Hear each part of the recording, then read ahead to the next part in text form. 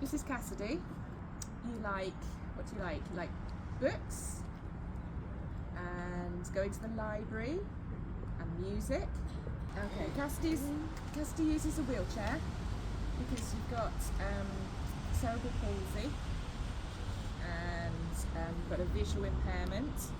So you can talk, but not with your voice. You talk using your alphabet chart on your table, or with your computer, don't you? And you spell out things, and your computer talks for you, or mum and dad speak when you spell out the words.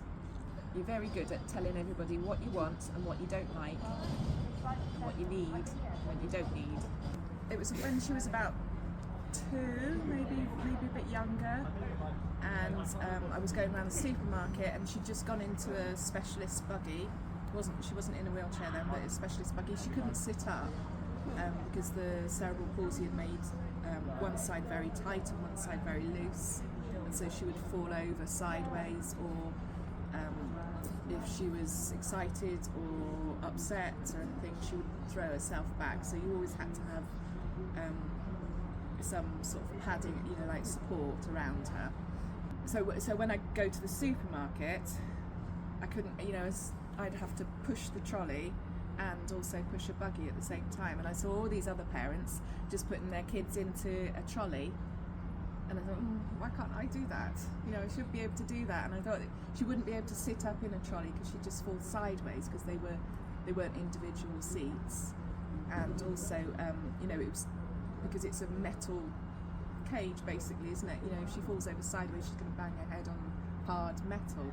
And I thought I just needed, so it wouldn't take that much support to keep her upright.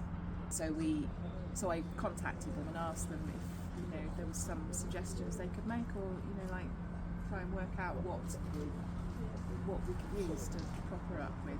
And then they came back with a few sort of prototypes, and so we tried those a few times. They were quite rudimentary, and then they refined it a few times, and then tried it in the supermarket trolley there with Ross, and it worked all right. So I came back with this one that they'd made for us, and by then the process had taken quite a while, and so she'd grown a bit, and it was getting harder to put her in the trolley. Also, when I was going to my parents' house, why don't I use it there? Because you could attach it to things. So I put it on the kitchen chair and just attached it, and then suddenly she was at the same height as everyone else, rather than being in a buggy which was lower and separate from everyone eating. So we started using it at my parents' place. I used it in a swing. I think I used it on a sled at one point. The first time I saw it in the supermarket, and I couldn't quite believe that it was from the chair that we got for B.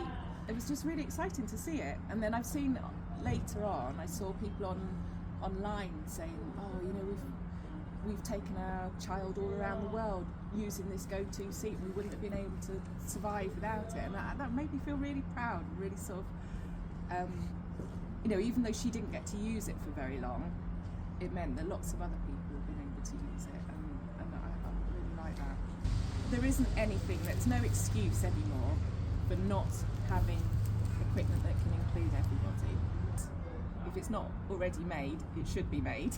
There's just no excuse. The world should be accessible, and just for a bit of equipment, there's no excuse for it.